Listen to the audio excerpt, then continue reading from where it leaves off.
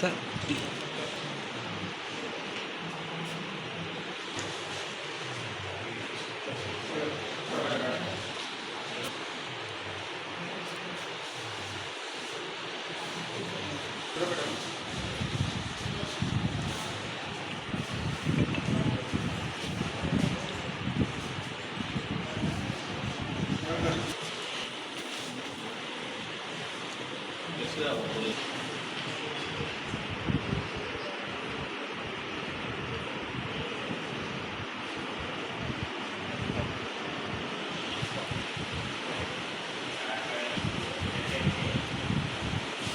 Funny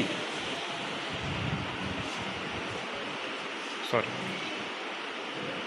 sir ఫోటోలు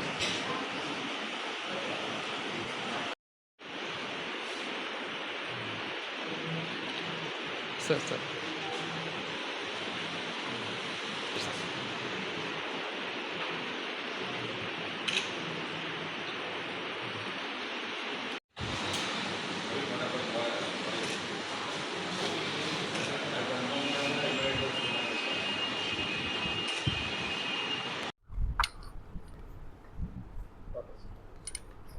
స్టార్టా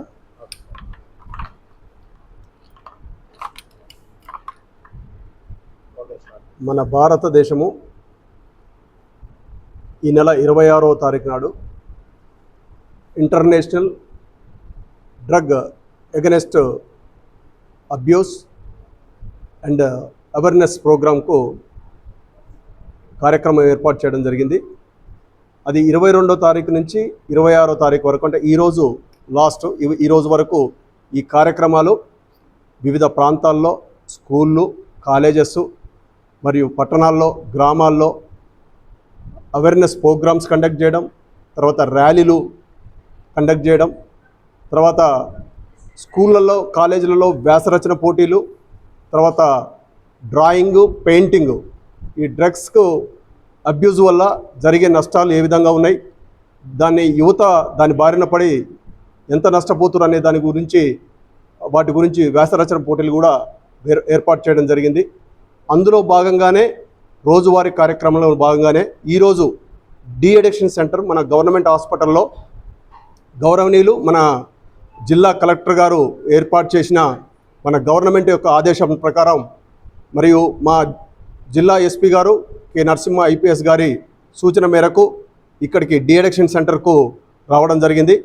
ఈ de addiction సెంటర్లో ఒక 4 మెంబర్స్ ఇప్పుడు బాధితులు ఇక్కడ ఉన్నారు. వాళ్ళు ట్రీట్మెంట్ తీసుకుంటారు.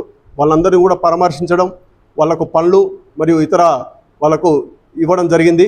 అదేవిధంగా ఈ డి అడిక్షన్ సెంటర్లో మన జిల్లా ఎస్పీ గారి ఆదేశాల ప్రకారం మరియు మా గౌరవనీయులు మన రాష్ట్ర డీజీపీ గారి ఆదేశానుసారం వాళ్లకు క్యారమ్ బోర్డ్స్ మరియు చెస్ ఇండోర్ గేమ్స్ ఆడడానికి వాళ్ళకు అందజేయడం జరిగింది.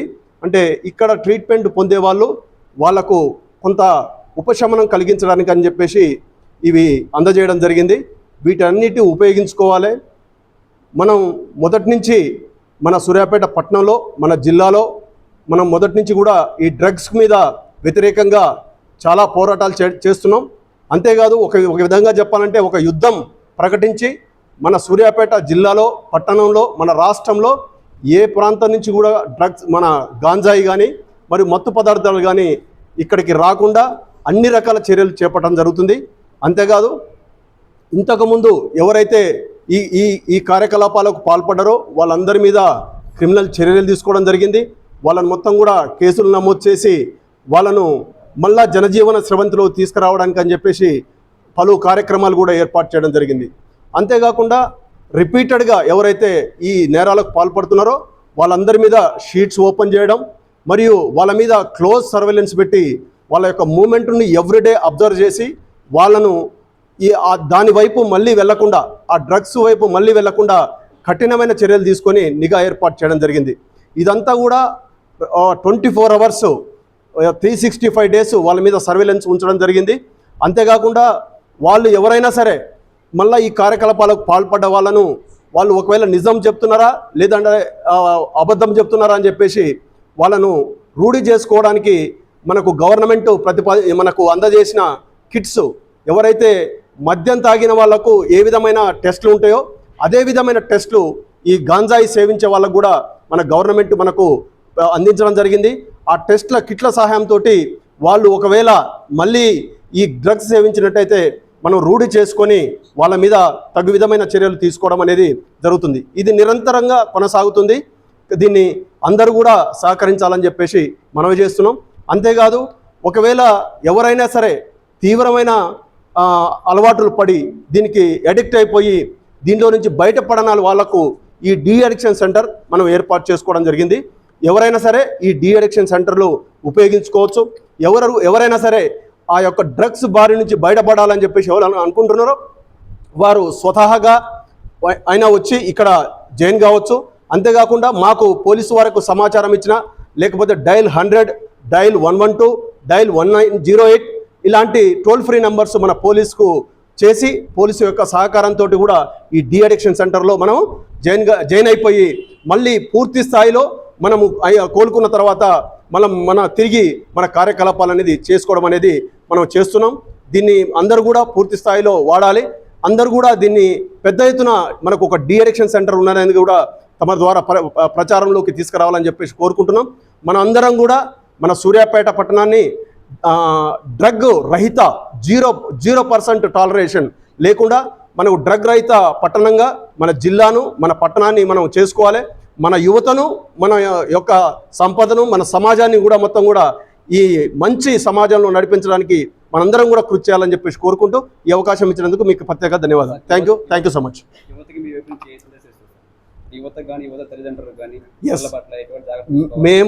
మేము ఈ 22వ తారీఖు నుంచి జరగబోయే ఎప్పుడు ఈ కార్యక్రమాలు ఉన్నాయో ఈ మన అవేర్నెస్ ప్రోగ్రాంలో ప్రతి ప్రోగ్రాంలో మేము చెప్పడం జరుగుతుంది.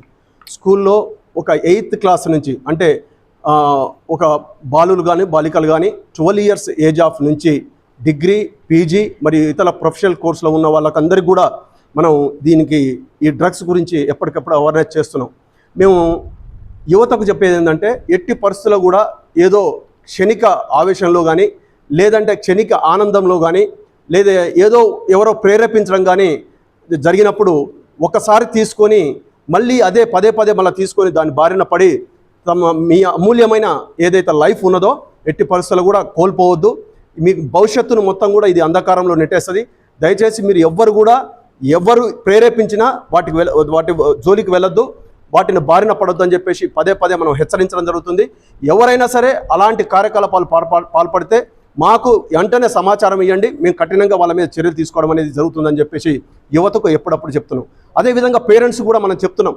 ఎట్లా అంటే మీ పిల్లలు స్కూల్కి వెళ్ళినప్పుడు తిరిగి వచ్చేటప్పుడు పోయేటప్పుడు ఏ విధంగా వెళ్తున్నారు, వచ్చిన తర్వాత ఏ విధంగా స్కూల్ నుంచి వస్తున్నారు, బ్యాగ్లలో ఏముంటున్నాయి, వాళ్ళ యొక్క ప్రవర్తన ఏ విధంగా ఉంటుంది అనేది మీరు ఎప్పటికప్పుడు తనిఖీ చేస్తుండాలి.